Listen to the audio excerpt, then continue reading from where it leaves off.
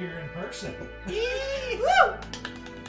We are sitting in our new studio, which is incredible, and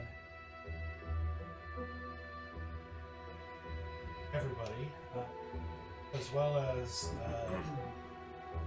Cyn, who did sound panel. In our Discord, we posted pictures. We're also putting it on.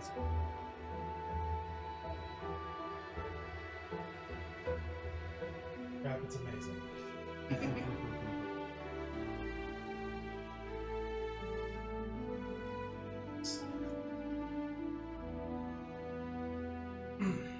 So,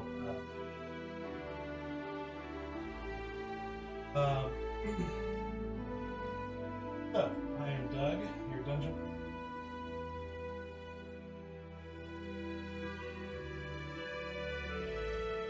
Tonight marks the beginning of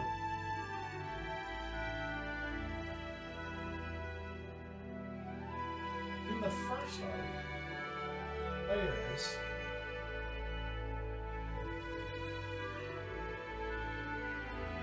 strangers brought together by took jobs together, realized they were very cookie, something a bond. Eventually finding themselves caught up in a necromancer who was in the country. Long series of events, they found themselves chasing down, trying to solve the mystery, uncovering corruption. Eventually reach who they thought was them. His name Bella. Turned out she happened to be a partially super soldier of sorts that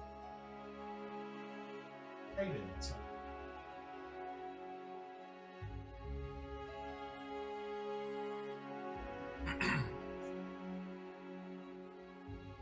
Actual necromancer friend, and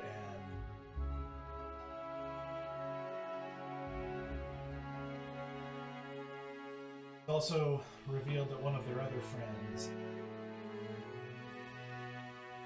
actually a vampire.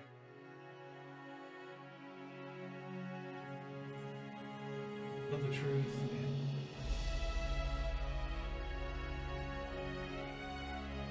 Along the way, they had a lot more adventures, which you can talk along with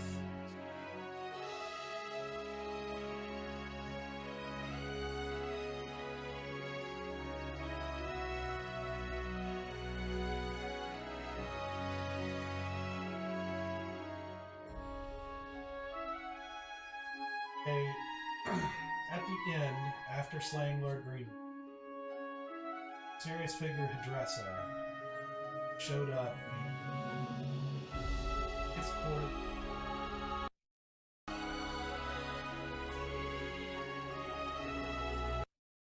by the wizard and who explains to them that Hadressa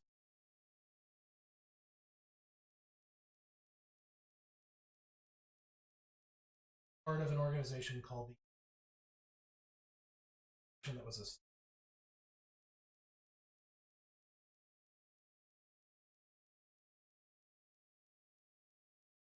universe. One was divided.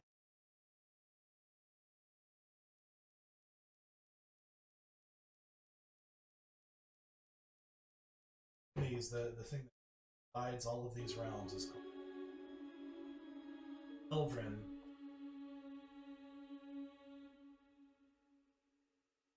Long conversation with him during the dragon that found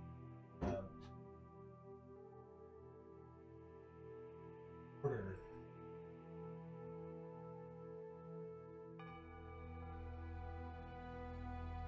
party. Yes, they are rich.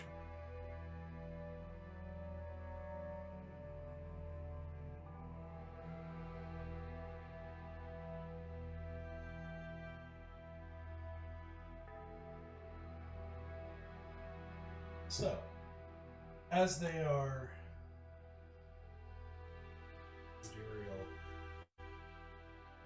that familiar lurch and shift in your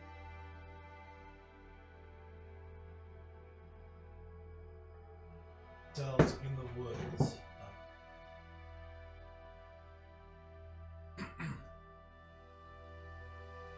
No, in the woods.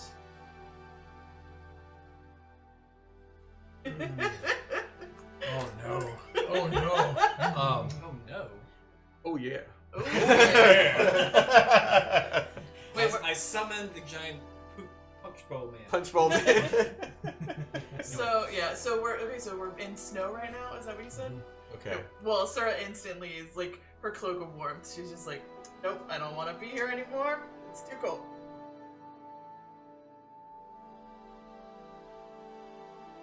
I'm sorry. Transporting kind of made me. What are we doing again? I can't remember. We're saying that we were not at. Oh, we're saying. Correct. Where were we? We were halfway there, Yeah. and then we had to make a U-turn. Our horses are MIA. Install our horses in the night. We can just say our horses are MIA. Don't have to be specific. Horses are not with us. Correct. Our horses are still You at left them at Elder the Gate. Yeah, or you left them at Yeah. Maya? Who's Maya? Mia. Like someone that she knows or something. You know a person named Maya. We don't know. It's fine. Keep going. I'm listening. What are we doing? What's our plan? That is the plan. We start walking back now. And say our horses. We don't know where they are. We don't know anything. We don't know anything. I'm fine. I'm good with this plan. I'm good with this too. I don't know anything. All right. Are you able to keep your mouth shut? That's why I want to know what the plan is. Keep your mouth shut. That is the plan. If that's the plan, then I can do that. Okay. Yep.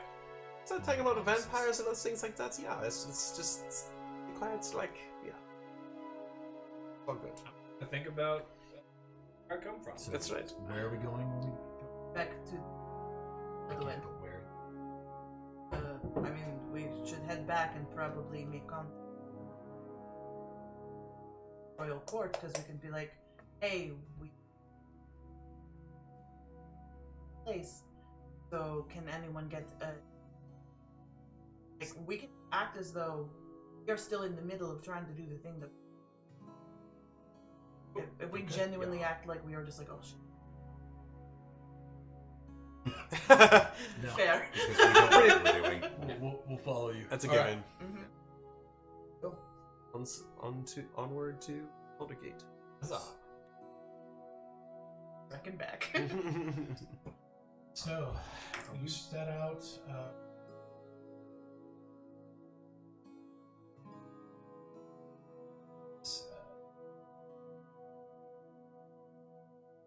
A sunny, actually clear sky, although it is still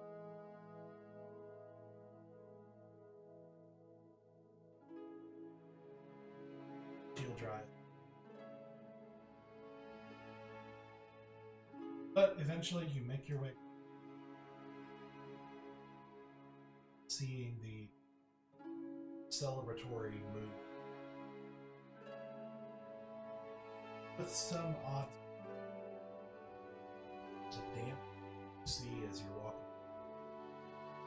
Death that some still a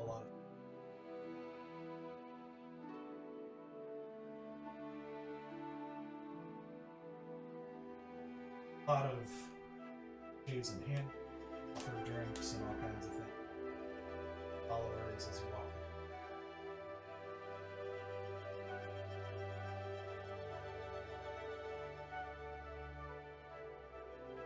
At which point, most of that sort of falls off as a lot of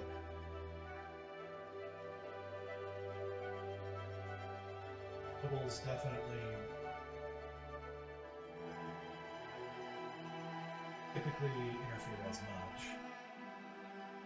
Take some hands, kiss some babies. Oh Yeah. god. Are you running from the ears? I mean, I imagine there's like halflings drumming on like stormtrooper helmets or something like that.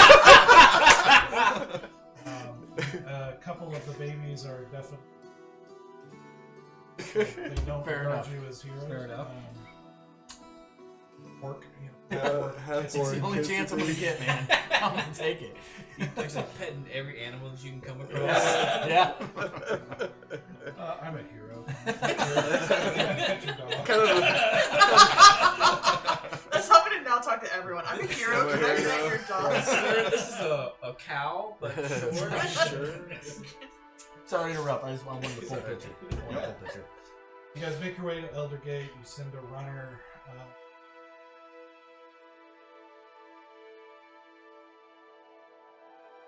Get word to Greenwood. I like a runner. I think A the runner? indirect approach is the way to go, especially because it's like, oh, we're going to quickly get the runner there.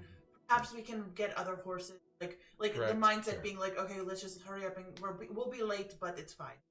Okay. Yeah. That's correct. Yeah, so you send your message.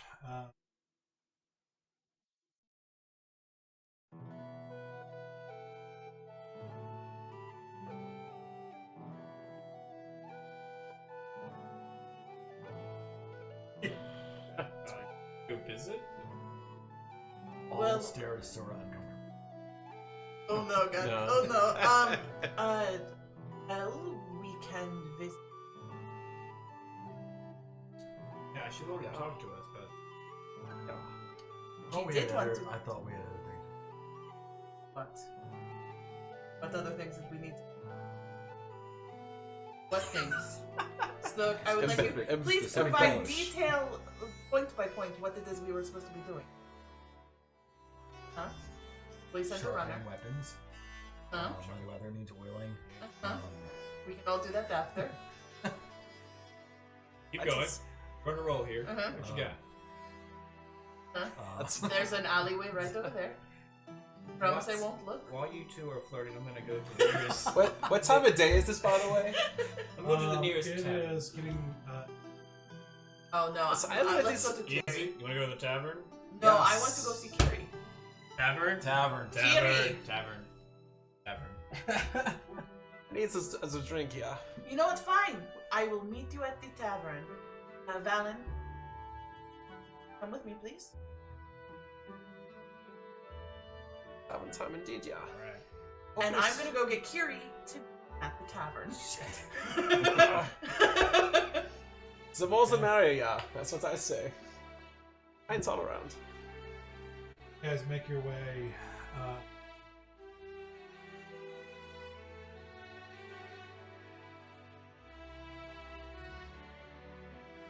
Get one.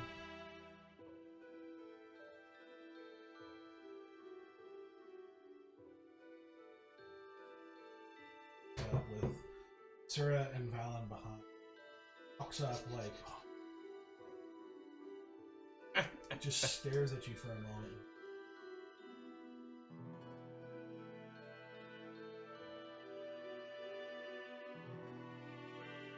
Try to fix the audio because I think this is gonna be a little too important for. We can get it down a little bit more towards you. See if that helps. It's still cutting. I will. Okay. I will down my entire drink and follow her. With that, she turns on a heel and walks out.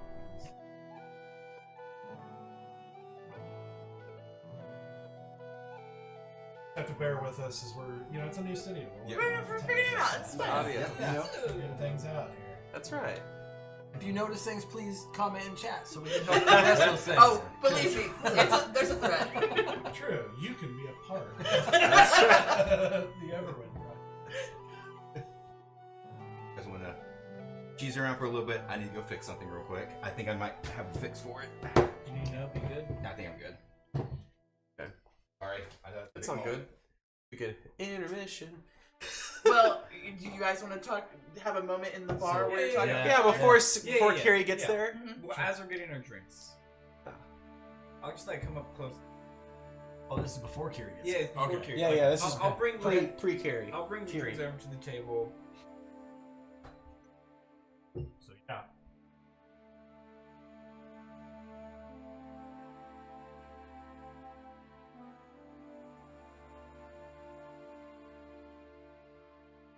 vote was to take credit, but I'm not saying that. Well, never mind. I can't. I've already said too much. Are you? Yeah, I think that we've had a long enough day to enjoy a few. And obviously, there's some things to go over a little bit later. That's something that rhymes with smag of holding. I got some things that we can really talk about a little bit later. Few items, if you will. You catch it. Oh yeah. No. speakeasies are awesome. Oh yeah. I mean, I know it easy. That's the names of my house is Speakeasy. Yeah. Should be. Speakeasy and Anenta.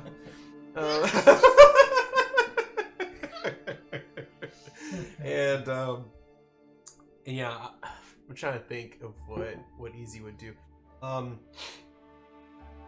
So yeah, is there anyone else in the tavern with us? Okay, pretty full. Yeah, you're kind of. And we had followers with us. Work. Okay, Gosh, evening. It's yeah. evening. Yeah, it makes sense.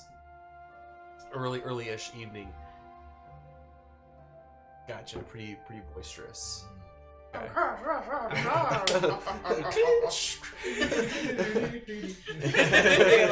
What is it? A pianissimo thing? Pianissimo. I will go up to again up to Stoic. I don't know if I told you this. Back on the wall, big eunuch is what used to be a man of the cloth.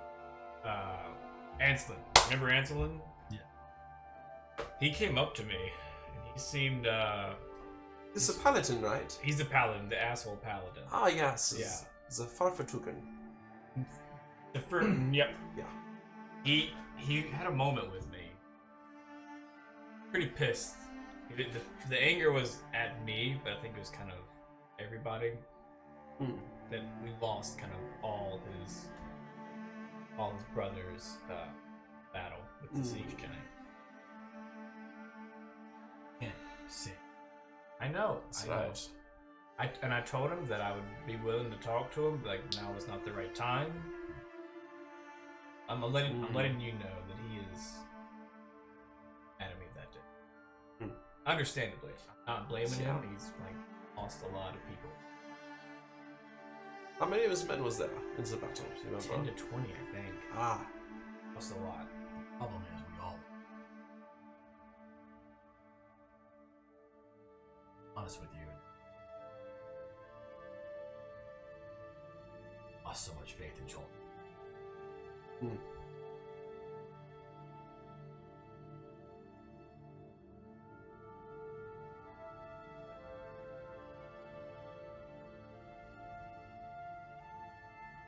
Christ.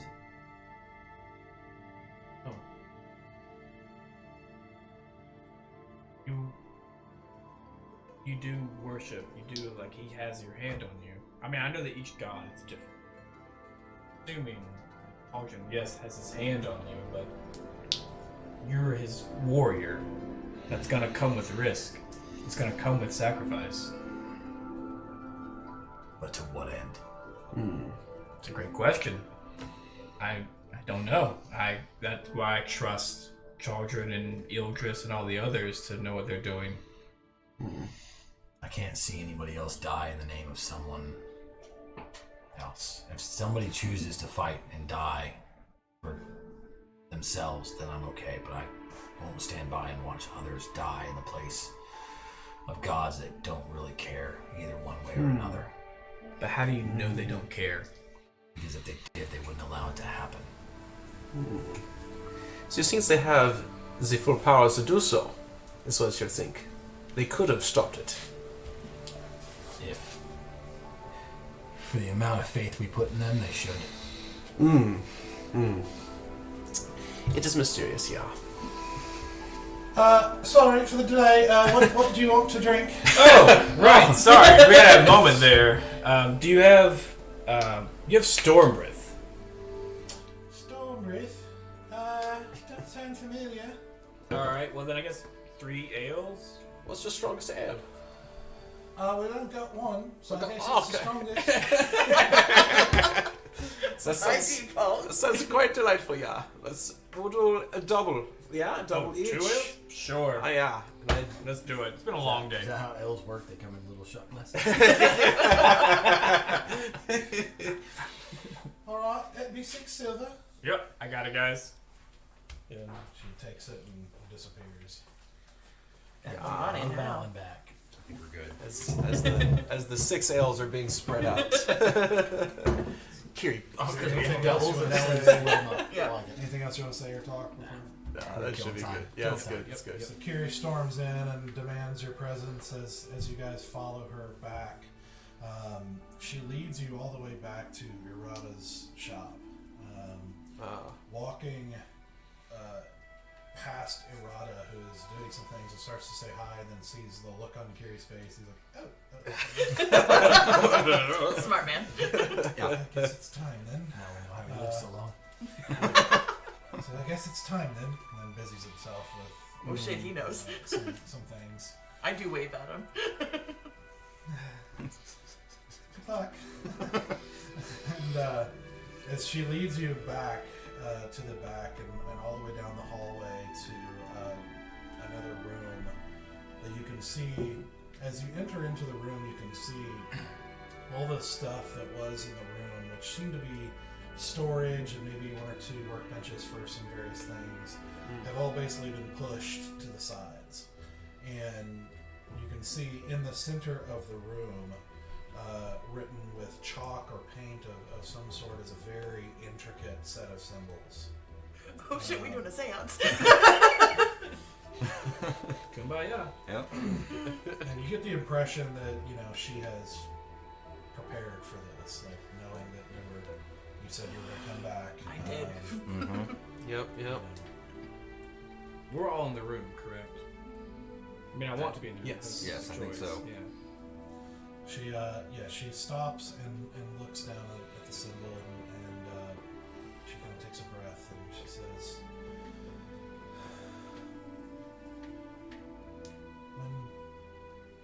as I understand it, when Asmodeus stood trial and won the right to recruit souls to fight for the 9 hells, Ixie interjected and insisted that devils were very clever and powerful, and that it wasn't entirely fair for regular creatures to be able to be duped necessarily, which the devils you have to willingly sign the contract. They can't, make you. But anyway, as I understand it, she basically wanted she insisted on a way for mortals to have a shot at getting out of it, at least a chance.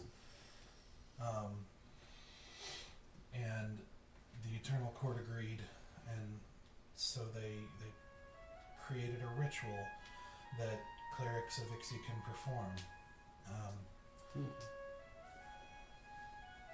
It can only be done once. And what is the cost and what are the benefits of this ritual? Well, I will perform the ritual, and the devil that you made a deal with is going to be brought here. And there's a game that you have to play. And if you win, then he has to release your soul. And if you lose, well, you just lose. And if there's any cost to that, I guess that's between you two. Could things get worse? What do you mean? If he loses, could he lose more? Well, not from the ritual, not Don't from the know how game. much more to lose. I don't know if this devil's the type to get angry at this sort of thing. Possibly. But and it's just for my soul. That's all this ritual's for, yeah. I'll take any shot that I have. I mean, does it count that we didn't know what we were signing? Well, if you signed it and it's in effect, then they would probably say you did. I mean, I don't know much about contracts in general, except that they're typically tricky and meant, there's lots of, small writing and that sort of thing. And they're very good at, sort of being lawyers, like interpreting things and wording things in their advantage. And they're very good at what they do because that's what they do all the time. And that's how they wage their war. Is there anything that we can do to help prepare Stoic before the game? No. Even though you said that, I do go off in the corner, like, get my Ildris pine straw. I'm just like holding my hand, like kind of praying silently. Okay. Well, I'm just glad you guys are here with me. This time. Indeed, yeah. Always. Let's do it. Okay. Wait. Okay.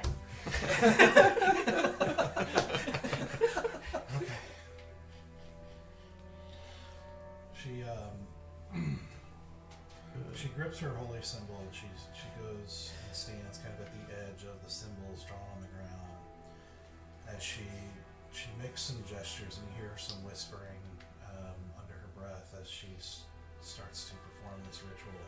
And she goes over and grabs some chalk setting off to the side and completes a few symbols on the ground. As she whispers, you hear the room and sort of the background noise of the city and everything just get quieter. And you start to realize, like, it's almost like the torches the lanterns, that are lighting the room seem to get dimmer.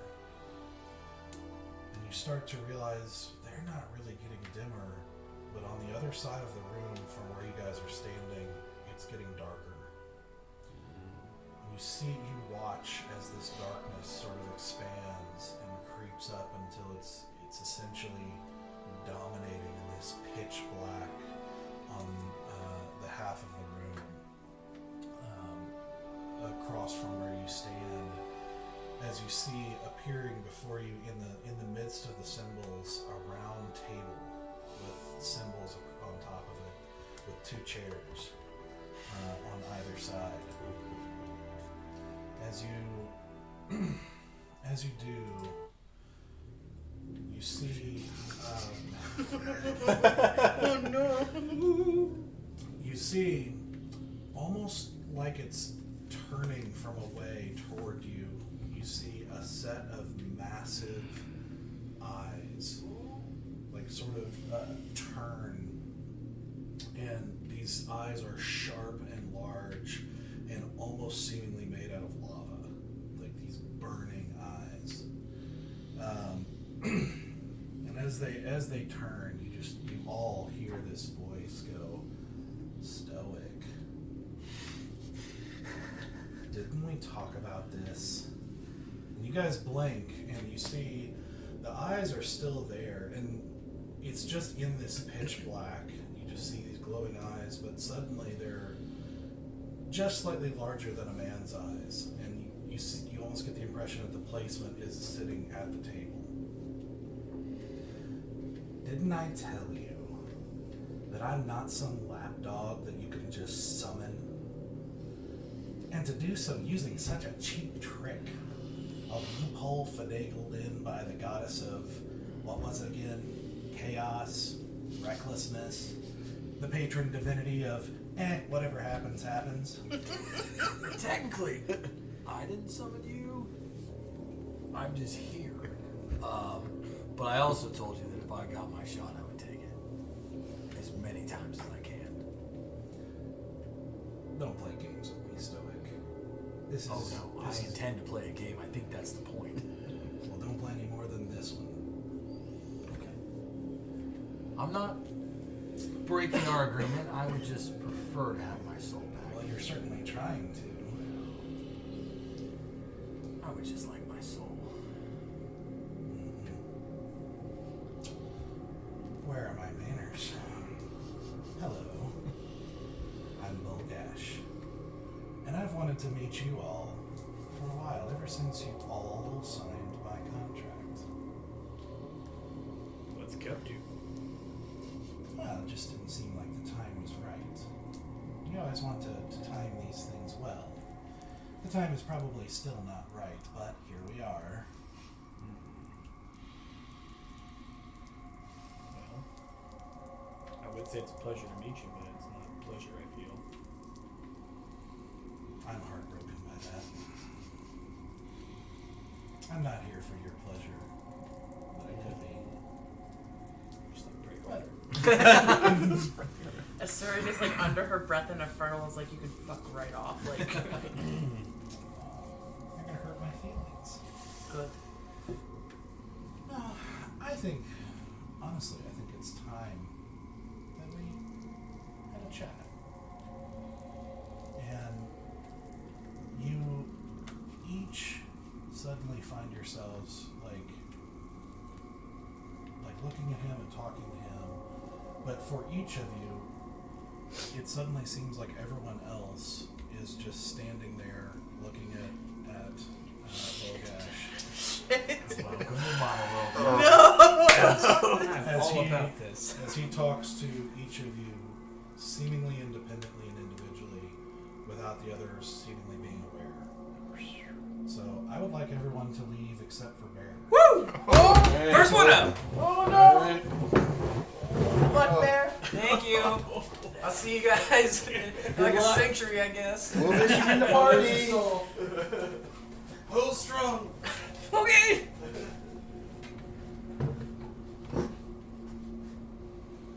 So you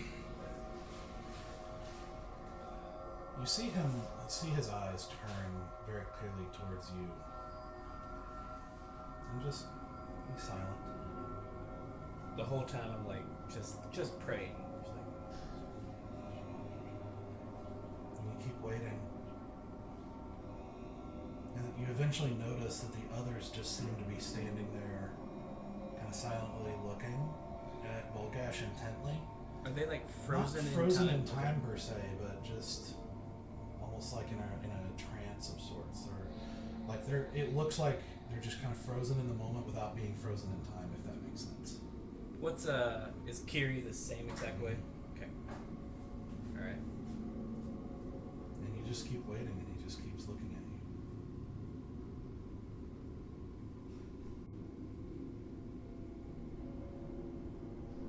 Are you waiting for me to say something first?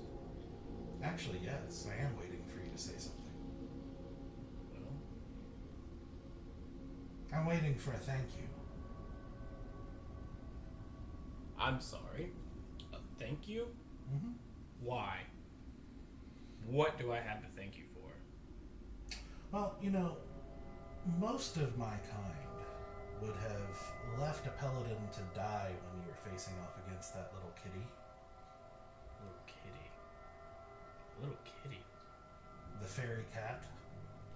Oh, that guy. Yeah, didn't you think it was strange that in the midst of your negotiation, in danger with everyone else, in life-threatening danger as they were transported to another realm, you suddenly find yourself exactly where you want to go, safe and sound?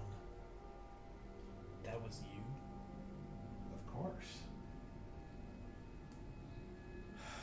Most of them would have just deceived Stoic and left you to the mercy of that cat. I wonder what paladin meat tastes like. But I knew Stoic would want to save you. Ironic, isn't it? That a paladin is saved by a devil acting in good faith.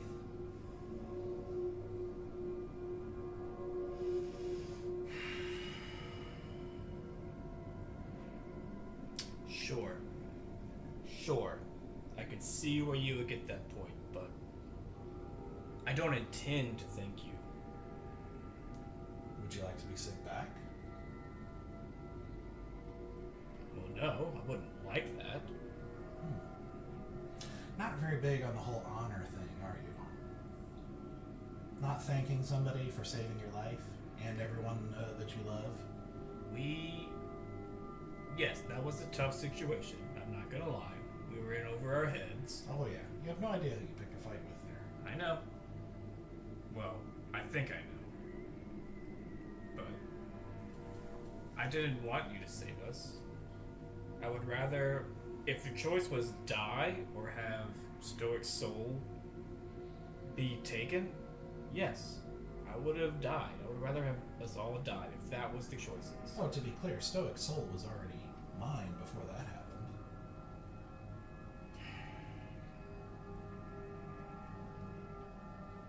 I don't know what you want from me. I know I can't fight you. I know I'm just.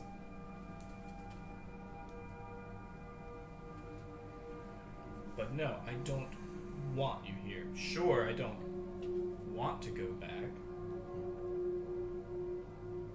But if it's a choice of getting a soul back versus pain or death, then if it's up to me, yeah, fine. If it's Stoic's soul for me dying in front of the Great Furred One, sure. Well, that wasn't the choice. Like I said, Okay. his soul was already mine. That was irrelevant. Okay. I just saved your life. That's all. Alright. I will not thank you.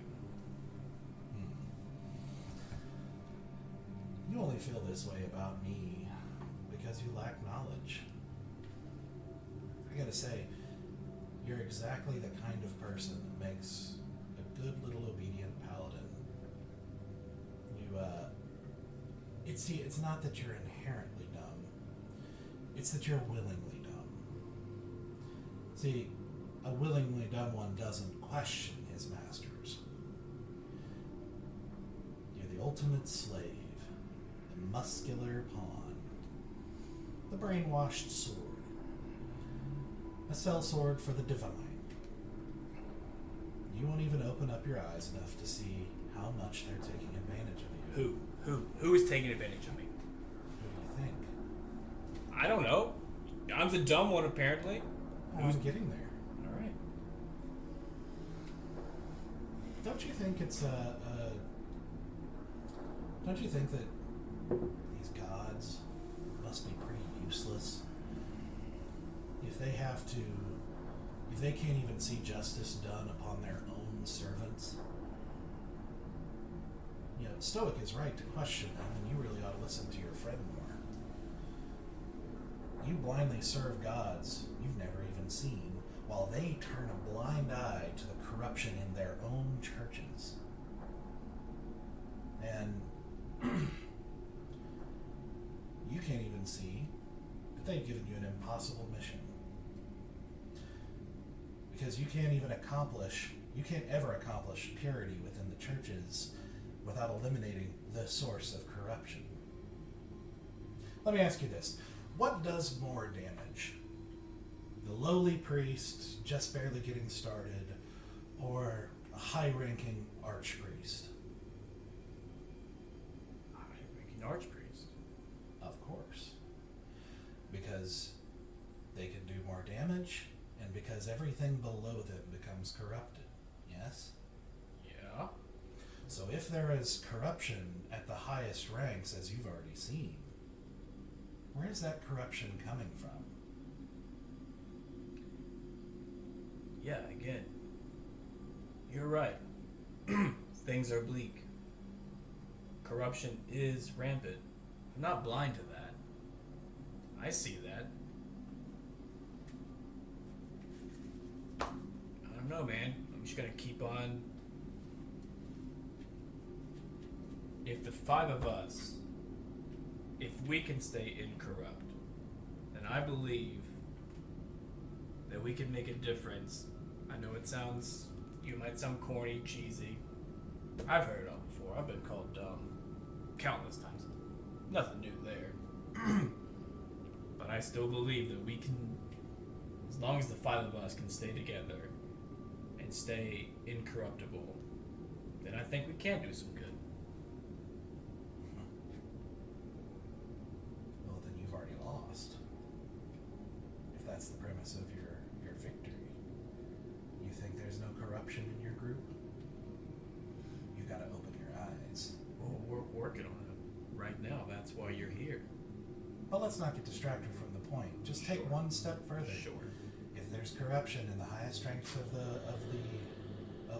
the church, and corruption trickles down, where is that corruption's source? There are many gods. There are many devils and many demons. I can't remember the guy's name, the archpriest of the Chaldron Order. Ranmon. Thank you. That I will thank you for. I believe Ranmon got lost along the way, and I believe another god, demon, devil, saw an opportunity to convince him that he wanted power over peace, I guess, and he bought it. See, this is what I'm talking about. It's not that you're dumb. You're just acting like it. You're trying to be. You are willingly overlooking the truth. That the one step above in authority, the highest ranked of the priesthood, is the gods themselves. It's just, you're trying to convince me that Chaldron is actively making his followers bad. Oh no, I think it's his inactivity that makes him bad. Don't you see there's a problem with this universe? As long as those in charge of it allow chaos to run rampant, the innocent will die, the defenseless will suffer, and justice will be rare. The beings you call gods have fallen asleep on their thrones, and you run around doing their jobs for them. What am I supposed to do? Sorry. What am I supposed to do? Let a giant skeleton destroy a city? No. Not at all. What you're supposed to do is let me show you the truth. No, that I will not do. Let me show you a better universe. No. Let me show you how to break those chains of ignorance that you cling to. And I could show you how to truly end the chaos within these false powers, and you could help me build a new church that doesn't have any corruption, that has power that won't turn a blind eye. No. One that follows the law and protects the universe. No. No. If you want to talk, we can talk. But no, I do not want your help. I do not want you to show me anything or give me anything.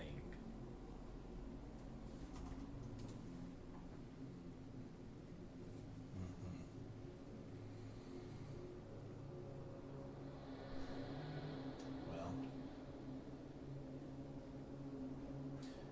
you lot purport to hate slavery,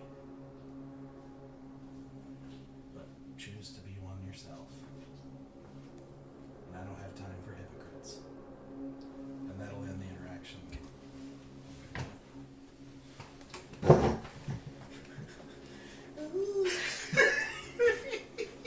Cry now.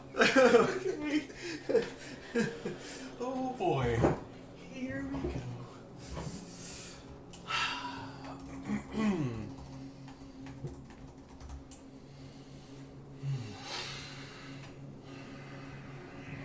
Easy.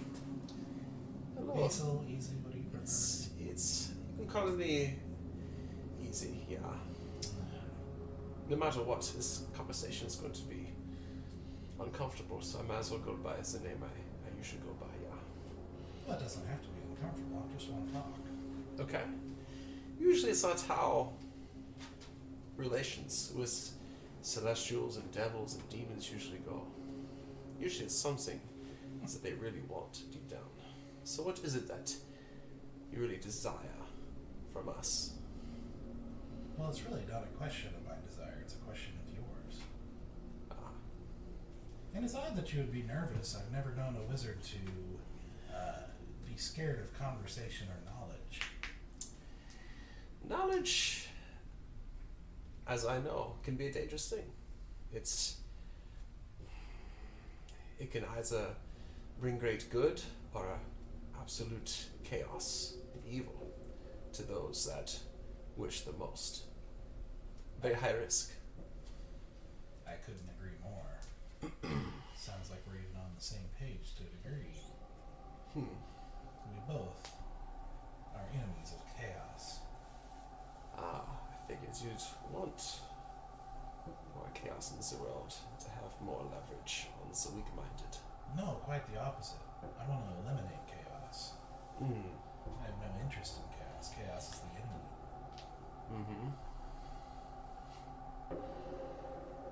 And is that what you want? Is that truly what you want in this life? No, it's not. It's not my ultimate desire, but I don't believe I should inform you on what my desires are. It's not to my benefit to befriend a devil. It's to your benefit to do what you have to get those desires. And you're standing across from someone who could possibly give them to you. It's right at your fingertips. What do you want? Let's see here. I'd like my friends to be, specifically Stoic here, to be free of your reign. Not to be your lapdog anymore. That is one of my desires. Well, that's a big ask. He has... I own his soul and also his service in this life. But, as always, I don't know if he has told you, I'm a very pragmatic creature. And I'm always open to negotiation. It's always just a matter of if you can give me something worth more. Then a person's soul. Well, soul and a life of service, to be clear. Depends on, or unless you want to negotiate for one piece. But his soul is particularly interesting to me, so it's a little more valuable, shall we say. Indeed. So there's a lot of possibilities. What have you got? So I'd say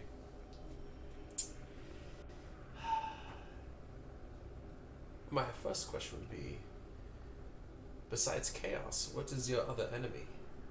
Who is it that you, I would say, if a devil does fear, or is annoyed by the most, besides chaos? What is it? I don't know much about devils, but I've always been curious to know. Anyone trying to do good is going to disrupt the powers who are ensuring that corruption's current presence. I have a lot of enemies. Indeed. That's a big question. You might have to narrow it down. Just as you have a lot of enemies. You do indeed, yeah. And every time you do something good, you make more. That's the nature of it. That's true. And the very nature of that fact is allowed to continue because chaos is allowed to continue in the universe. Wouldn't you agree? Not entirely, but I think that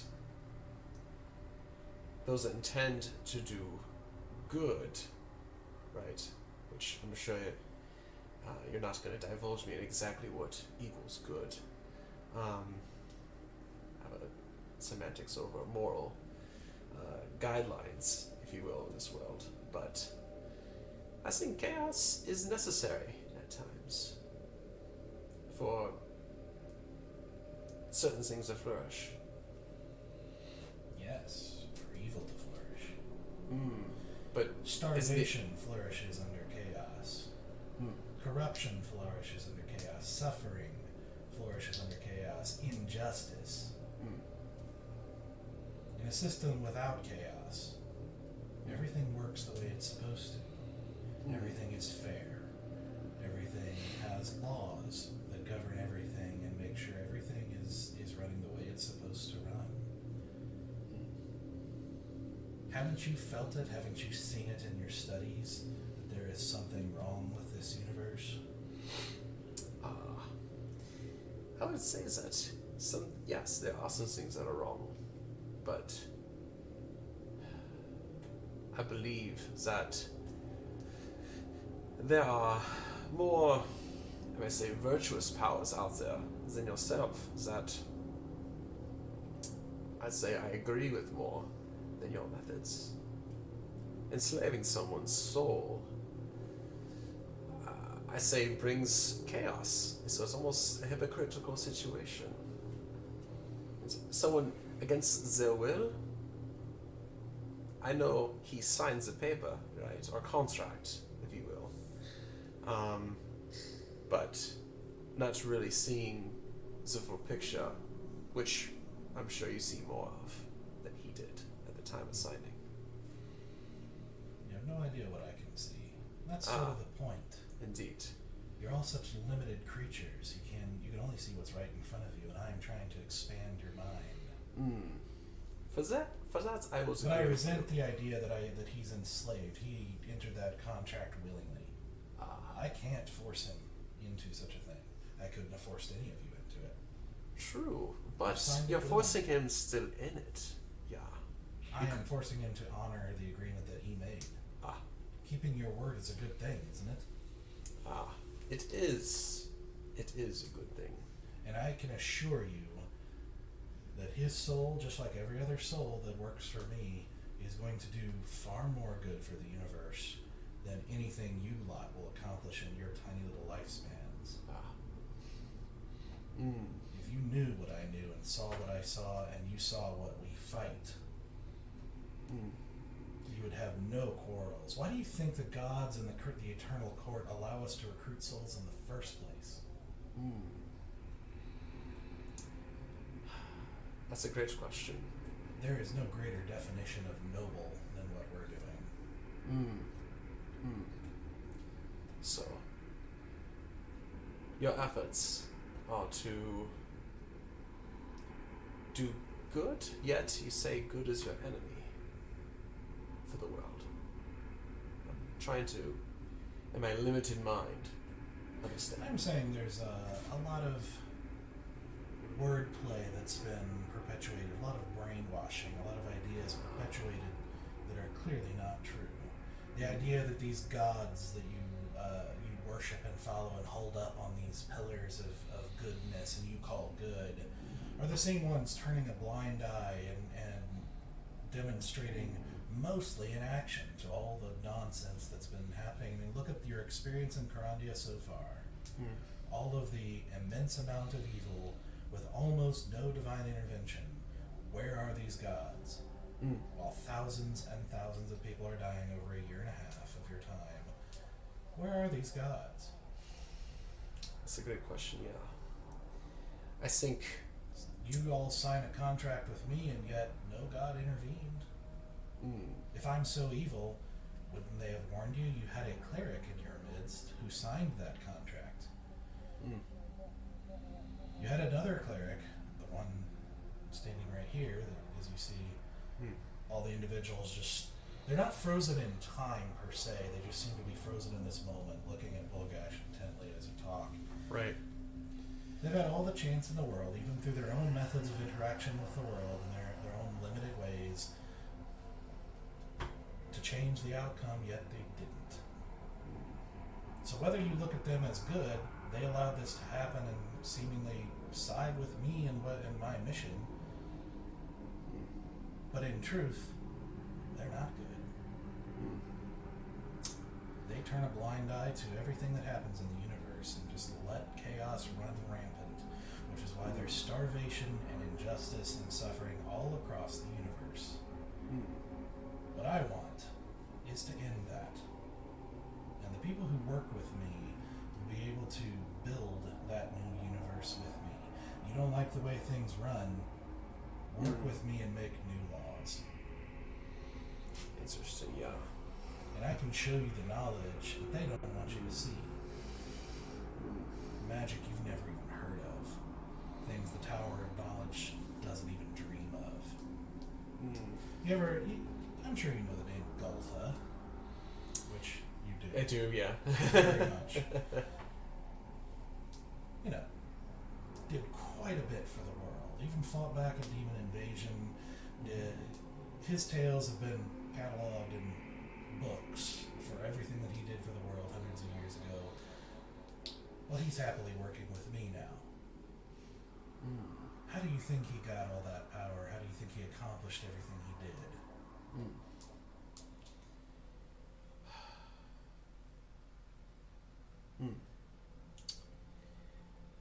Is there a way to speak to him now to know that's for sure? I can't take it as your word that you have recruited him into your army. Bringing the dead back here is that's a little tricky. That's especially someone that long dead. That's well, you have to be very careful with those lines. Morin's not a big fan of such things, and I don't like to deal in necromancy. So it's a thin line. It's tricky sometimes. But I'm happily to write in the contract that you can meet him if you agree to serve with me. And contracts have to be fulfilled, so you'll know from that. That's true. Yeah. In truth, that's the only trust there is in the universe. Contracts.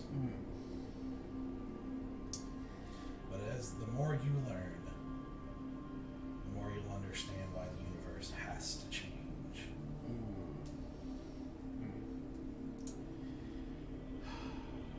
As tempting as its offer is, what knowledge I do have about the Nine Hells, what little knowledge there is about you in particular, causes me to be of extra caution, if you don't mind. But I must decline your offer. Yeah. There's a little too much unknown, if you will, about your intentions. But I offer you a vast amount of knowledge, and fear of the unknown is the thing that stops you from it not being unknown. I do not deny that you're probably far better than words than I will ever be. Yeah, I think you're probably far wiser than I ever will be. However, there's a deep part in my gut. Not in my head. My head wants knowledge. I will not lie about that. I want to know more so that I can be of more use in helping this world. However, I can't but deny the feeling deep down that, judging by our friend Stoic and his descriptions of his interactions with you, yeah, I don't think I can submit to your will. There's too much that I still need to do before I do that. I resent any implication that I've been anything but fair and generous toward him. Far more generous than my colleagues are. I can assure you that. The other devils, yeah. He has gotten far more out of this arrangement than we typically would, because I believe in a mutually beneficial relationship. But Indeed, yeah. think about it. Yes. I think the more you think about it, and the more you learn about things, the more you're going to understand where I'm coming from. And who knows? Maybe there might come a time where you need some powerful help. Indeed, yeah. And you see his eyes kind of turn to Stoic. He's like, I think I'll be nearby for quite a while. We shall see about that, yeah. And that ends Concludes. that one-on-one interaction.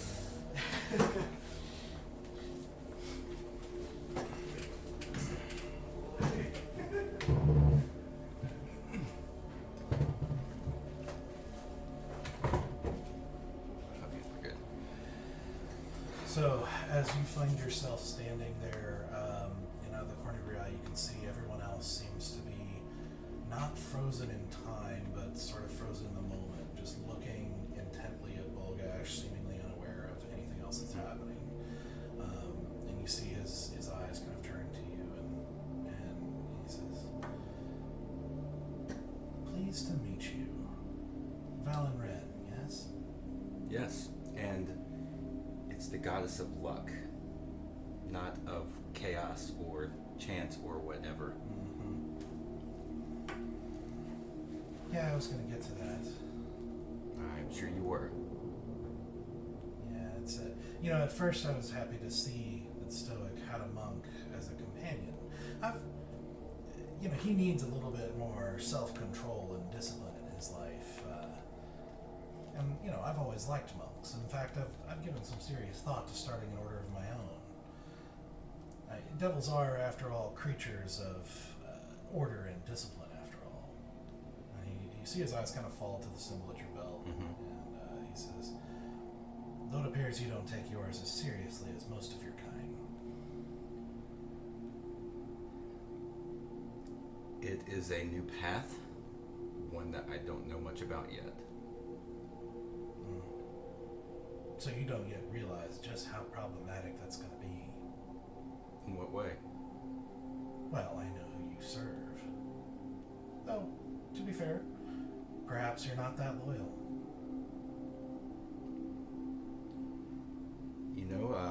I'm not implying anything. This is just a conversation. Yes, no, of course.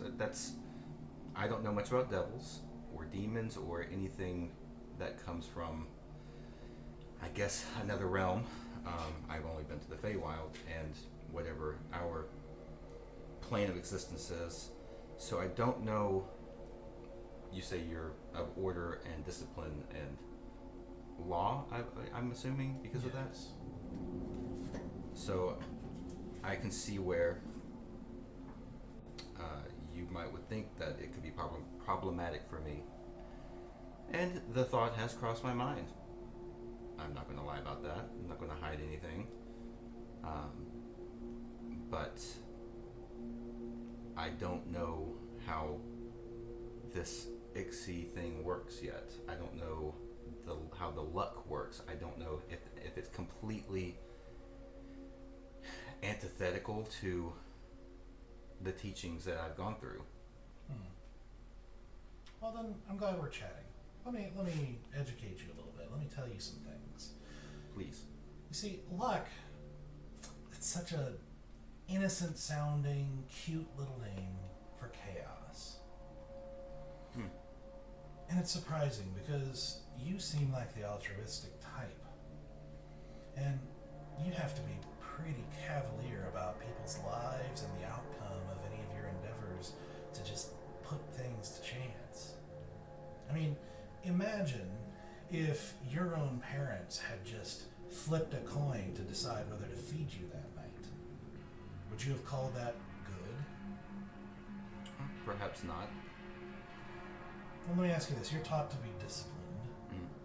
Are you taught to be disciplined of mind as well? Yes. Can you look at this Ixie objectively? Have you thought about the implications of what she represents? I'll save you some time. Like I said, she represents chaos. And don't you think, and perhaps, to be fair, perhaps you don't know much about demons, but if you knew about demons, you know that they represent chaos and the destruction of the universe. And I think it's strange that there's a goddess who so closely represents the ideals of the abyss. The very beings who want to destroy everything in the entire universe, and you want to align yourself with that.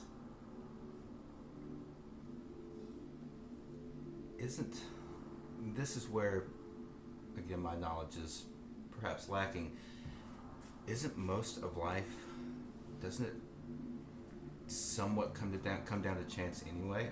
Yes, you can train your mind, you can train your body to do certain things, but who's to say that one little variable that you didn't think of, that you didn't see, doesn't come by and just completely take you, destroy what you're doing, or just trip you up.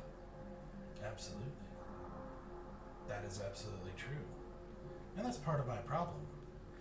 You see, someone can work their entire lives to feed their family only to have disease take them away. They could work hard and do all the right things only to face a famine and everyone starves. Mm-hmm. They could work hard, have success in their business and their farm and eat and be happy and everyone is getting along just fine, and some noble decides to declare war, there's an invasion, they kill everyone in the village. Bad That's luck. true. That doesn't sound like good to me.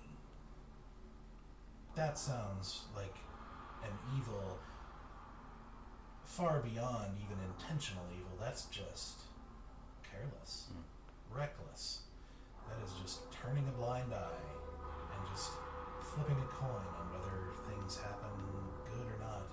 You know, I guess my point is that she's actually as good as she is bad. Because to be fair, there's good luck too. There is. But that's my point. She's just as good as she is bad. To illustrate my point, if Stoic goes through with this little game here, do you know what the odds of winning are? I do not. 50-50. They're even odds. If she was good in the end, Mm-hmm. don't you think it would at least be 51-49? Don't you think there would be some tilting, some help?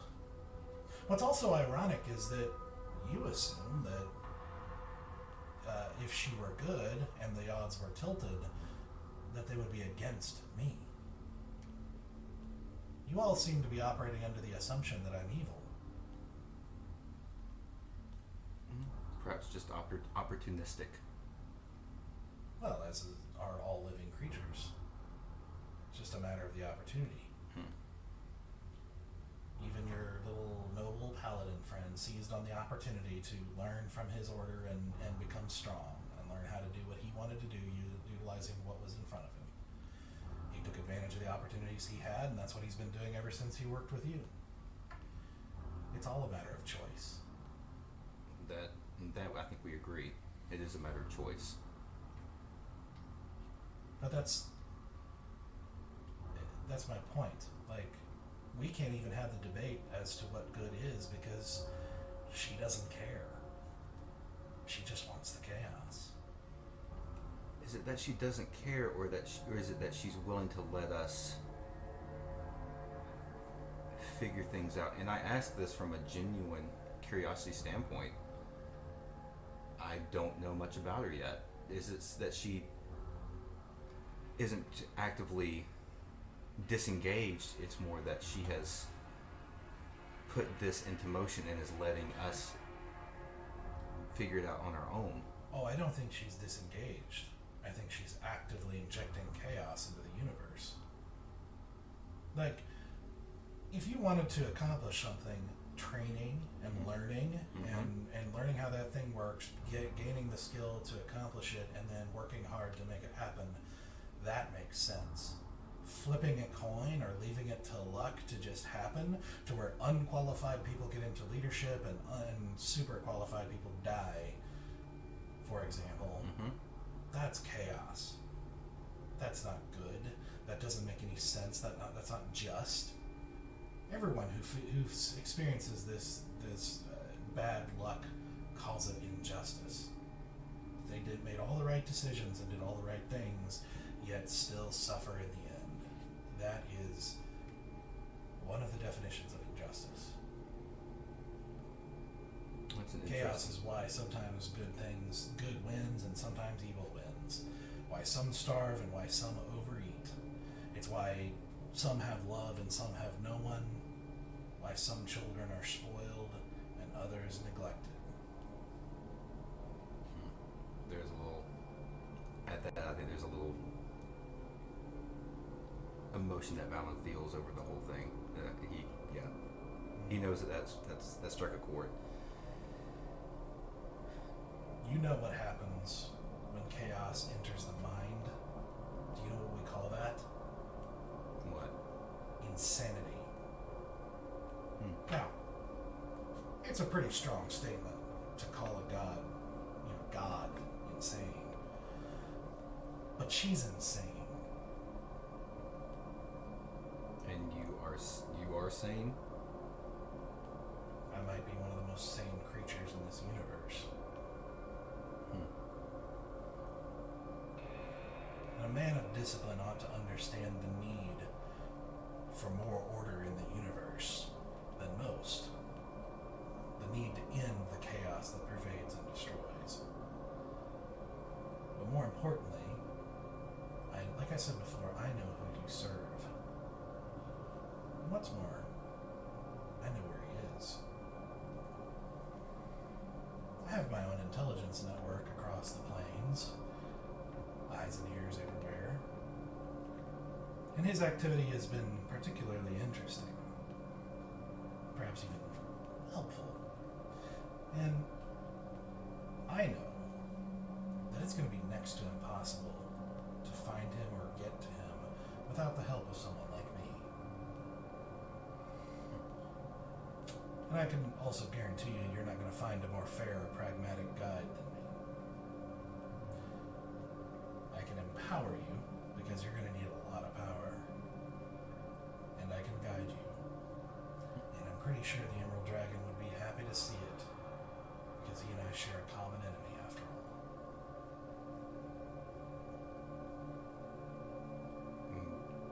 Does the information for the common enemy, does that come at a price as well? Well, that sort of information is dangerous in the wrong hands. I have to trust it first. Sure, I get that. And there's only one trust in the universe, and that's a contract. Yeah, Don't get me wrong, you don't have to go quite the same route as Stoic. I mean, we all make our own choices. And as I've told Stoic, I'm a very generous and fair master, and that it has to be mutually beneficial. You get to accomplish your own desires and pursue your own ways as long as it doesn't interfere with mine. And of course, there will be times where I might need something for you, but generally speaking, we can let you pursue your goals. And maybe you could be the one to start that order for me. And the DM, just a side note, I can see everyone, they're just Yeah, still. it's almost like a trance almost. Okay. They don't look like glazed over or And anything. Kiri's They just also look, here. Yeah, they just Okay. look like they're focused on Bulgash and Okay. looking and kind of oblivious to it. Okay, I just want to make sure. I was kind of curious if Kiri was still here. Yeah, she's in the same state. Okay, sorry, please continue. So maybe you could be, like I said, maybe you could be the one that starts that monk order for me. You know, maybe even like a hybrid branch of the Emerald Dragon. Order of the Emerald Fire. Sounds pretty good, huh? That is a pretty awesome name, yes. And then, I don't know where she is in relation to everything, but I look over to Kiri. Turn back to Bulgash after like a couple, a few seconds of sitting there or saying they're looking at her. I don't know what your end game is, but I believe I'm going to politely decline your offer. I believe there is something, a different path for me. Better, worse, I don't know, perhaps I'm going to leave it a chance. But I don't believe that my path lies with you. Discipline or not. My end goal is to end chaos. And if you're deciding to side with the very goddess of chaos, then our paths are going to go very different directions. And might even clash. I'm sure they will. And I think equal parts look forward and dread that day when our paths do clash.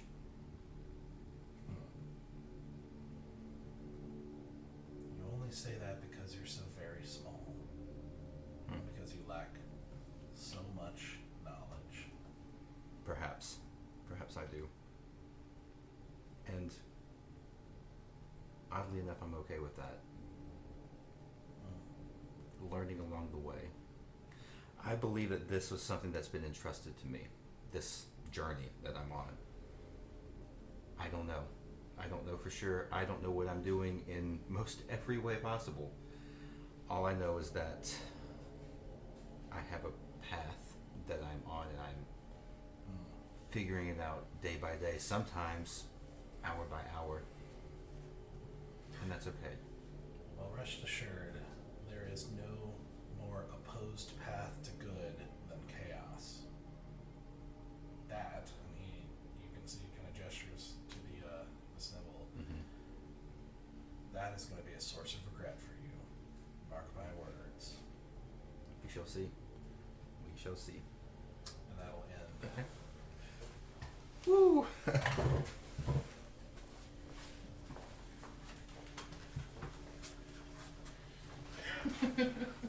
Oh god.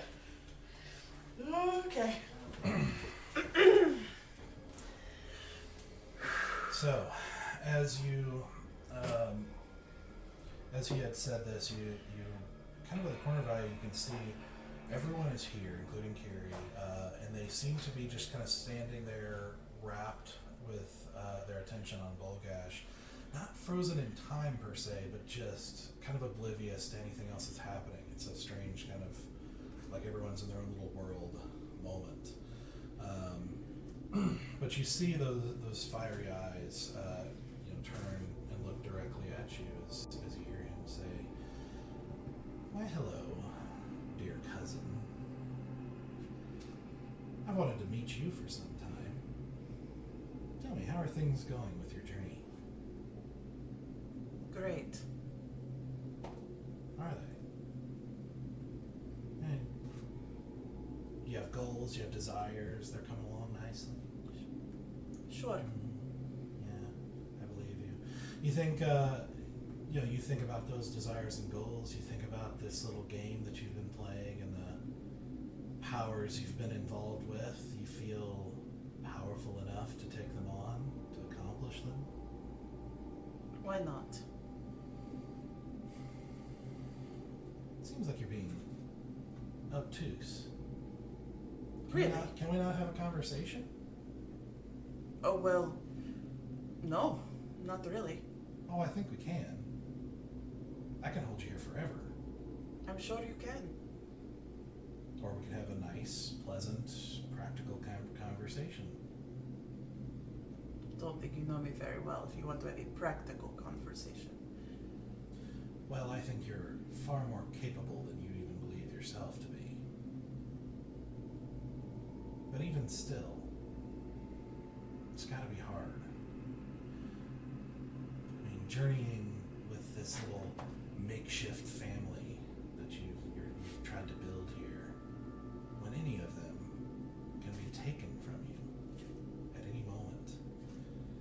At that moment, you see Valen collapse to the ground in a heap. Deep down, you know just how delicate your little band really is. You see Easy collapse. How quickly everything Bear collapses can be ripped away. So cruel to live only a breath away from losing everything, especially when you don't even know how they feel about you. But it doesn't have to be that way, and you blink and they're all just standing as they were before. You have the power to protect them. And more. And see, because even if you stayed alive, you'd only have this little club for the tiny breath of your lifespan. Then it's gone. But if you were with me, well, you could build a family that would last forever. A family that couldn't ever be taken from you. You could spend eternity here with Stoic. You could work with me, even better, even though it sounds hard to believe, even better than that, you could work with me to build a universe where really the universe that you want to see. A universe without unjust death and suffering. No more reign of chaos. No more watching helplessly as those you love die around you. No more loneliness. Forever.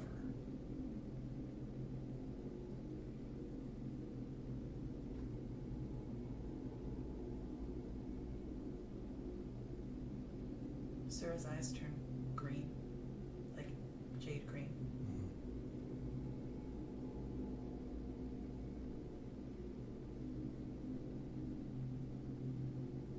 I don't know what that means. The little eye thing you did. I don't know what that means. Is that significant? Oh, so then you haven't been doing your research as well as you thought you were. Only the most important things about you.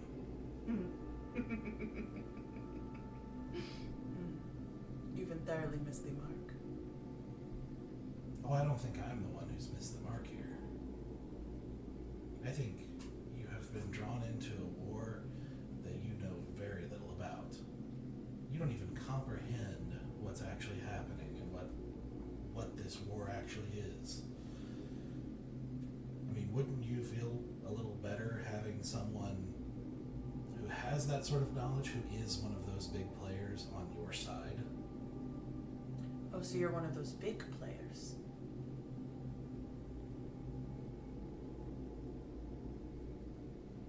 I've never heard of you. And I'm literally a descendant from you. Oh, I know. And if you knew as much as you're trying to act like you knew, then you know that not having heard of me proves my point. I mean, on a more practical note, don't you want to have some say on what happens to Stoic here? Stoic is not mine to make decisions for. But you do realize, even if this game goes the way that he theoretically wants it to go, that he still owes a life of service to me? I am aware there is probably a lot more than just his soul at play here. Well, no, not here. No, that's a separate thing. His life of service to me was a whole separate agreement. This little game is only for his soul after his death.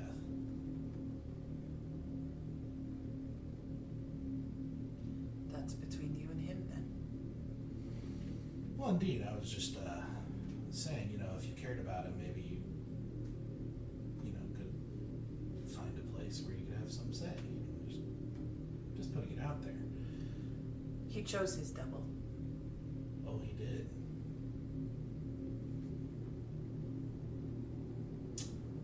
I'll sweeten the deal. Work for me, but I'll help you figure out who you are. Who you really are.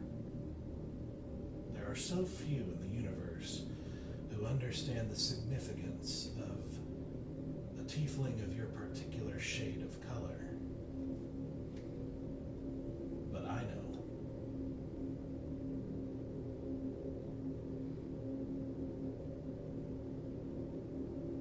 I know why they're so rare.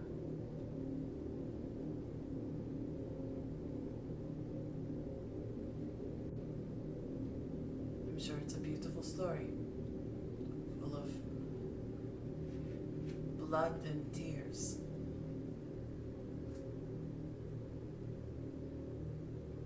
And one day I'll read it.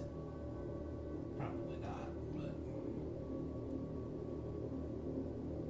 there are lots of those. There are those who have gone to great lengths to hide that knowledge.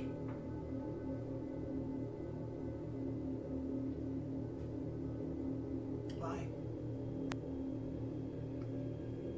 Well, that's valuable information. And if you knew why, well, then you'd know a lot of what the nature of it is. And that comes at a price.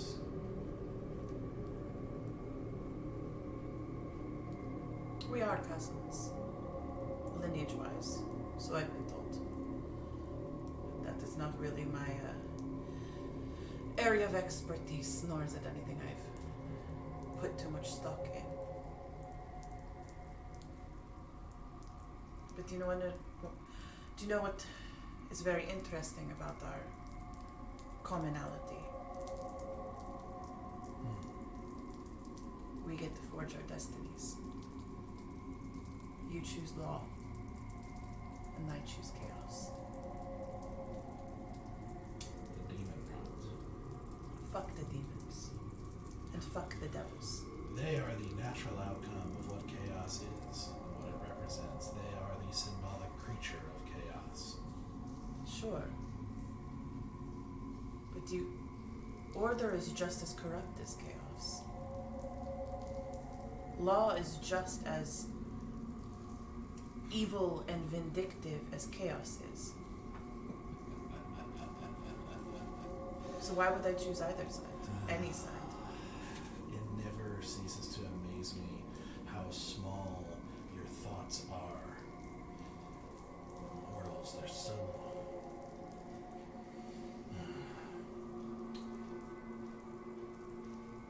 What decided that you were born into the life you're born into, and not, say, as a human, rich in Targonia?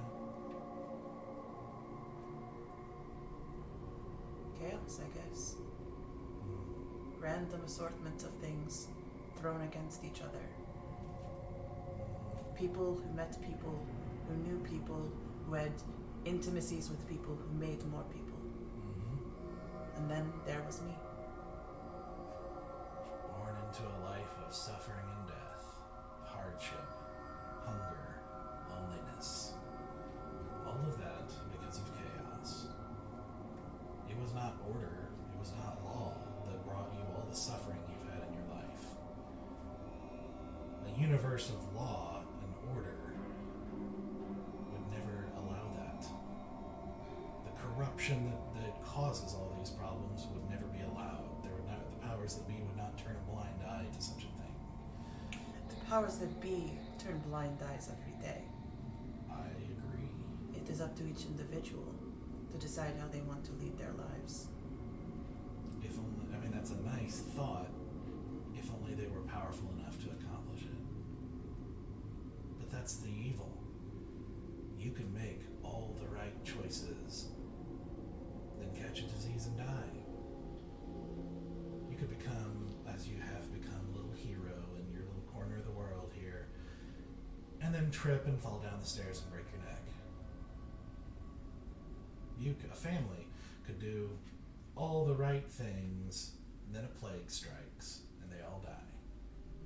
A father could be a perfect father, love their kids dearly, and then the kids are murdered by passing bandits who don't even know who they are. That's chaos.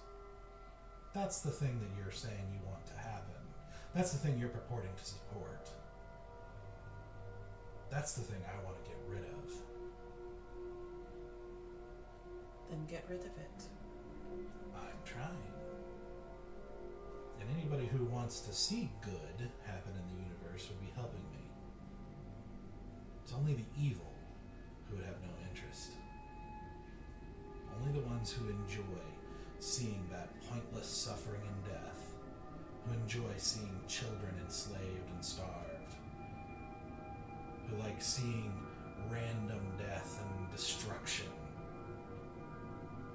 unprotected by law and just totally subject to chaos, so that those more powerful can do whatever they want and get away with it. That's the kind of universe I'm trying to fix.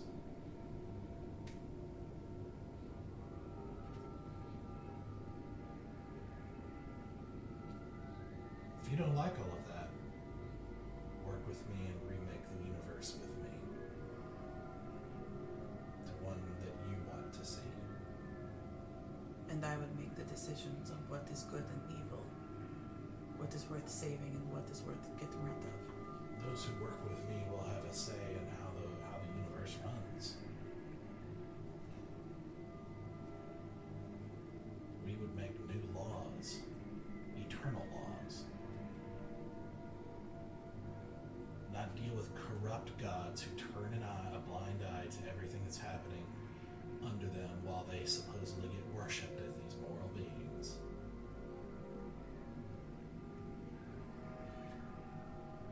You greater entities are all the same. Gods, devils, demons. You're always playing a game of who controls everything.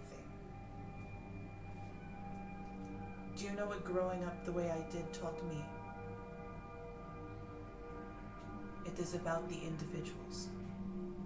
The one person you meet on the road. The one hand you hold. The tear you cry. The food you eat.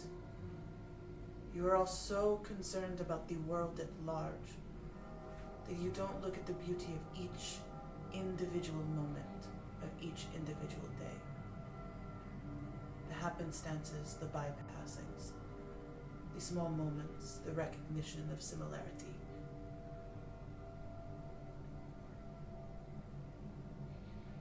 I want to live there. You mortals are always coming up with all these little nice sounding ideas, these abstract, clever sounding coping mechanisms for the injustice of the universe, brainwashed little eyes to try to justify your existence and why things are happening this way, because none of you have what it takes, or very little of you have what it takes to actually do something about it. Fine. If you won't look far enough or big enough or you don't have the will to do what it takes to change the universe, I'll make this really, really simple. Do you love him?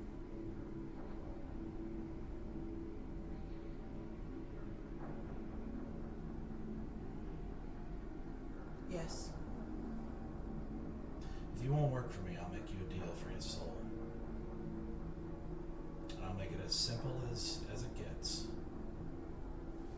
1 for 1.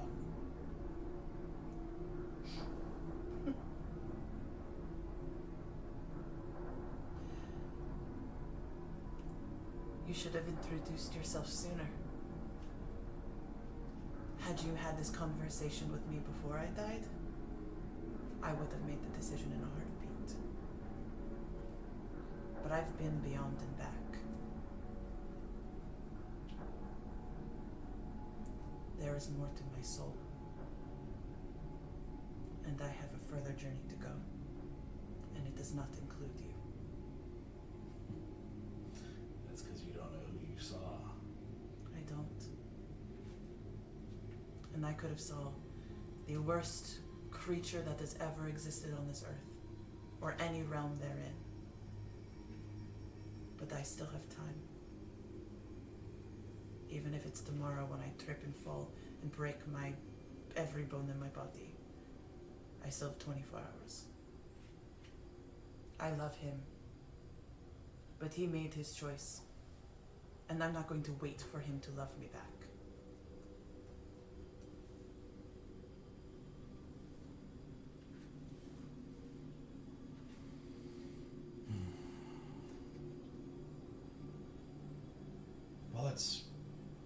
Well, your attitude towards what you saw is about as stupid as it possibly can get. I can tell you that, because I can assure you he won't make any deals with you. But fine. I can see why you're so lonely. When you have the chance to save those you supposedly love, you don't. That's the end. Fuck me! I think I made a bad choice!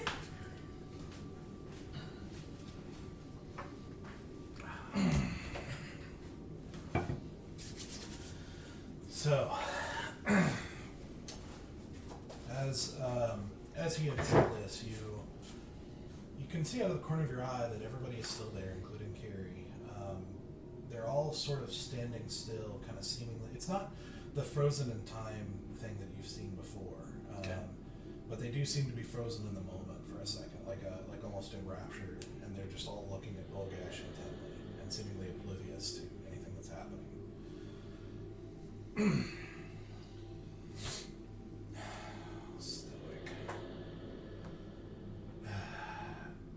eternal frustration of working with you mortals is that you're consistently and stubbornly short-sighted. Well, short life, short sight, I guess. It's a pleasure for me, too. Do me a favor before we begin. See this table in front of us here? Mm-hmm. I want you to destroy it with your eldritch energy. Okay, I'll try to cast Eldritch Blast upon it. Okay. So as you reach in to draw from the power and reach out to do the eldritch blast to destroy the table, nothing happens. Okay. You see my point? I do. All right, let me ask you a practical question here. I'm your master, and your sole source of power. I don't give you that look. You signed that. You signed a second contract. I did. I don't think I'm unwarranted in saying that. If I wanted to, I could make you do things for me, as per our contract. But I told you I'd be considerate because I believe in a mutually beneficial relationship, and I still believe that. You have goals, needs, and desires, and all of them are absolutely dependent on me. That is true, and I am willing to continue to work with you. But I would rather be on the same footing, and you owning my soul does not put us on equal ground. Oh, Stoic. You and I will never be on the same footing.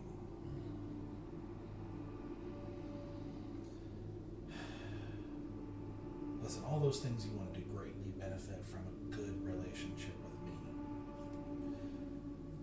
With that in mind, do you think it is wise to cause your master to involuntarily lose the most valuable thing you have to offer him?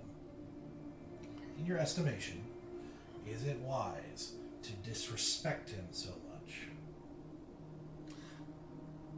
Well, I don't know how long you've been watching me, but I'm sure it's long enough to realize I don't always make the wisest decisions. Try. Try and what? Think this through. I told you at the beginning I am willing to work with you, but I will take any chance I get to get my soul back. You've had all the chances in the world.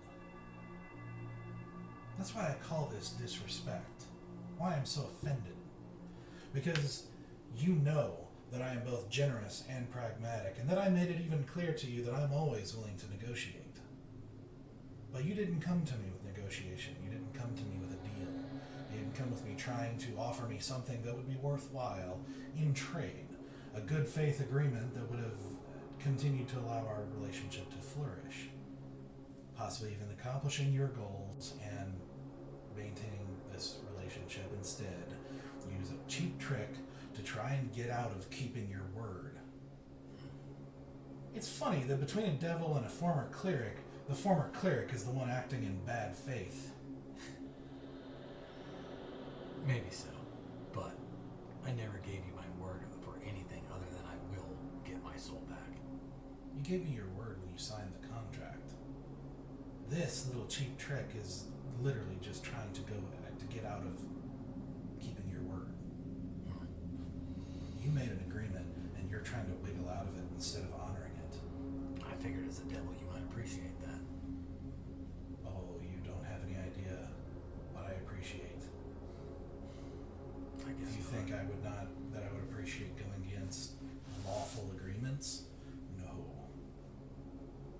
Never. Well, either way, we're both here now. Oh, we're here now. I mean, I have to keep trying to get you to think because nobody else in your little band is getting you to. If you play this game and lose, I'm going to remember it. And I'm certainly going to be less inclined to give you any sort of the luxuries and bonuses and extras that you have gotten out of our agreements. Things that are far more than any of my colleagues would have given you. I mean, you realize most people who make agreements with me come to me and beg me for the privilege of getting my power. Yet, not only did you not have to beg, I gave you a pretty generous signing bonus through some very powerful magic against a very powerful creature to save your friends' lives. And I do appreciate that. Do you? I did. And still do. That's not my point. If you win, my priorities with you are going to change. See, there's more practical motivations at play here. See, if you're with me for eternity, I can let you have this life for the most part. As long as you don't interfere with my plans and continue to get stronger, I have a natural incentive to let you and to help you get stronger. Because the real work that we're going to do starts after you die. Letting you have this tiny little life is a small thing to me. But more importantly, it's an investment for when you do pass on. That's when we start doing truly great things together. But if you're not with me after death, well, I have to start making the most of your service here in this life.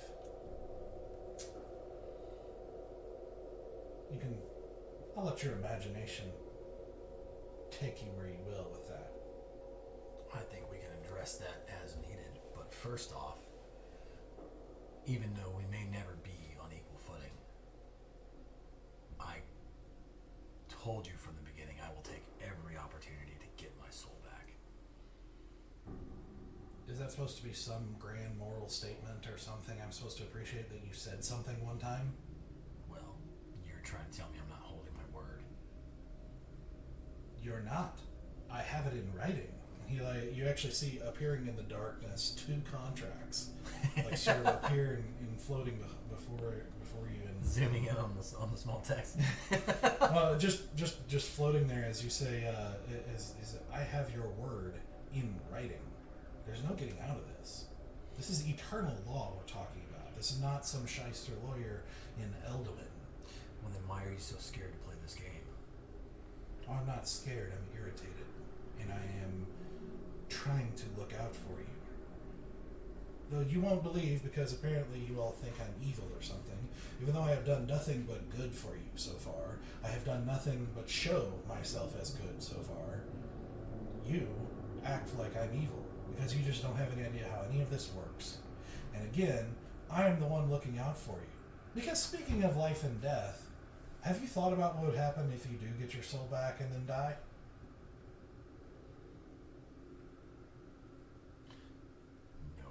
I know. Listen, if you get your soul back, what do you think is going to happen to someone who betrayed children? I believe it'd be up to the Raven Queen. Yeah.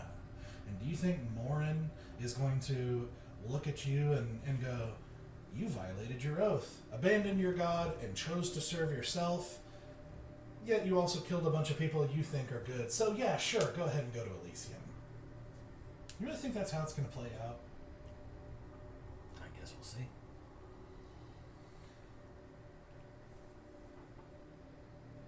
Oh, and by the way, you think she's going to be impressed by the whole I never swore an oath shtick? Because you certainly served him, and you certainly used his power. You're not going to be able to pull the wool over her eyes any more than me. But I mean, come on. You're not a true believer anyway. If you were, you never would have betrayed children in the first place. You have doubts. I do have doubts. About him and all the gods. And about you. Well, we'll get to me. So at least I can say I'm consistent. Well, of course you do. Well, not for me, but of course you do for them. I mean, they claim to be good, yet allow such lawlessness and chaos to run rampant across the universe. They're eternal hypocrites who turn a blind eye and yet sit in judgment over the results of the chaos and pain and suffering that they caused with their apathy. And I agree with you, which is why I was willing to work with you, and still am. But you owning my soul does not sit well. I signed the second contract willingly. The first contract I signed unknowingly. And that does not sit well. You don't don't think you should own responsibility for reckless deeds? Oh, I will. It is my mistake, and I've owned up to it. But I would like to correct my mistake, and that's why you're here. This is the opposite of owning up to it. So is there another way to own up to it? I've already told you. Make me a better deal. But that deal is on your terms. But I don't think you want to anyway. You're so hung up on this idea of ownership that you don't even know if it's a good thing or not. You haven't even thought this through. Because, again, where I was going is that these gods, you have these doubts because you see that there is something wrong in the universe. Right? Yes. It isn't supposed to be this way. And you can feel that the gods really need to get a grip. But with me, if you grow strong, I'll give you a place to use that strength for all eternity. You want to change how the universe works? You can only do so from a place of power. I can give you that chance. I can give you the chance to stand by my side and make new eternal laws. You hate the way the way the gods run things? Do something about it. Become a player instead of whining about being a pawn. Oh, I'd like to. But on my terms. Not on yours. And as long as you own my soul, it is not on my terms. That's only a matter of perspective. If we both want to get rid of the chaos and evil in the universe, then they're both on our terms. We're only in opposition if you want chaos and evil to continue to thrive. So it sounds to me that we're in agreement that we can't continue to move forward, but only when I have my soul back. I'm saying it is to your benefit, both eternally and temporally, to just keep the agreement in place. It's to your benefit. Well, This yes, is of course. any Mutually relationship. beneficial. Yeah, any relationship is give and take, and I'm telling you, you're taking too much by taking my soul. Second contract, willingly signed. First contract, unknowingly signed. My fault. I understand that. And now I'd like to rectify that so that we can have a better relationship, a better working relationship. This is not the way to get a better relationship with a creature of law. Well, Breaking the law? it's the option that I'm going with. Stoic, your soul is always going to belong somewhere. And it's not under your control. Morin makes that decision. I'm the only one who's trying to help you get it somewhere good. Well, I would prefer it to be in my possession, whether when it's over it goes to Morin or not. Just something doesn't sit right with you owning it. Something doesn't sit right. That's not even a reason. It's reason enough for me. You don't have to explain your grand plan to me and all the many things that I will do in the future, and I don't have to explain to you why it irritates me to have you own my soul. No, it irritates you because, well, you're choosing to act stupidly. I don't need an explanation. I have dealt with you ignorant mortals for longer than you can imagine. Most of you are all the same, just blindly following whatever the gods told you, the morals that they told you to have, the freedom they told you is valuable. Everything that you're saying is just reciting back their drivel. Well, I'm glad that this comes as no surprise to you. Very little does. Then I guess you should stop your whining and let's get on with this. Oh, I'm not whining. I was trying to warn. Because I can assure you, you will own the consequences of your actions. And that's going to end the action. On a positive note, of course, because... So, with that, before we continue on, we're going to take a quick break here. Oh, no. Yes, okay. Because I just realized it's a good time. So, we'll take about a 10-minute break, and then we'll come back to see how this plays out here. To make me pay my consequences? All right. Welcome back. Hope you had a good break. So, as you guys all individually finish your conversations with Bulgash, as you all kind of like, you finish basically seemingly to you at the same time, and all sort of re-enter the moment, so to speak. I'm just looking around like, because I don't know you guys had a conversation. I'm completely bewildered. And you see, for a moment, as you guys kind of realize you're back in a moment for a second, you see Kiri step forward, her eye contact on Bulgash as she steps up to the table and she pulls out a coin and she flips it and puts it on the table, just keeping eye contact with Bulgash, and then lets it go. And you see Bulgash look down at it and go, "Very amusing, priestess." So, would you like to continue doing the stupidest thing you've ever done? I haven't stopped yet. Hey! Alright. Take a seat. I'm already sitting. We'll take another seat. You see a dice, a single D6 dice appear on the table before you. As he says, I thought that would be fitting. Orc bone. And you see another one appear before him that has a very slight kind of bluish glow to it. Mine's angel. Oh. Snatch up my dice. So, roll it. You find yourself in this game. You can kind of feel suddenly this sort of knowledge, like you know how to play this game, like just somewhere out of nowhere. So the way this is going to work is you have a D6, and you're going to roll the D6, and for whatever you roll, is going to be your as points. And you can keep rolling as much as you want, or until you hit a 1. If you hit a 1, you lose all your points for that round, and it's the opposite person's turn. Zombie dice. Here we go. Let's play this game. Okay. Press your luck.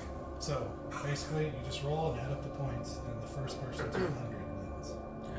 Shit. Oh, wow. Okay. This could take a minute. So we're gonna go to the map here.